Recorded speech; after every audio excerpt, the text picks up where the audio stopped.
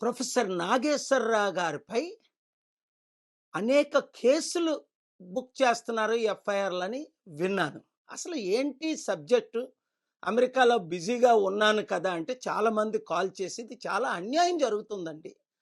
Professor Nageswararao గారు అందరి గురించి మాట్లాడతారు. అది సత్యమే. ఓసారి నా గురించి కూడా మాట్లాడారు సందర్భంలో. ఇప్పుడు వారు మాట్లాడింది ఏటని నేను క్లియర్‌గా విన్నాను.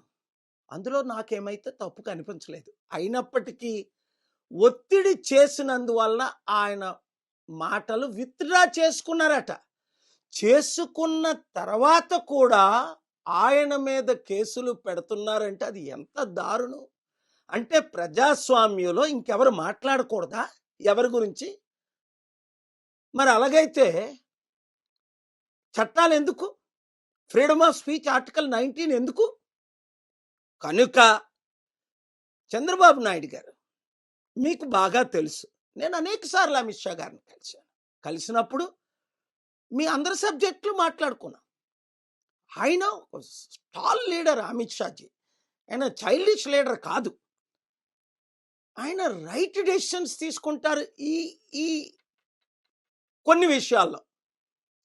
ఆ విషయం మీకు కూడా తెలుసు. ఏమో నాకైతే ప్రొఫెసర్ నాగేశ్వరరావు గారు మాట్లాడినయి సత్యమని అనిపిస్తుంది. నాకున్న అనుభవంతో.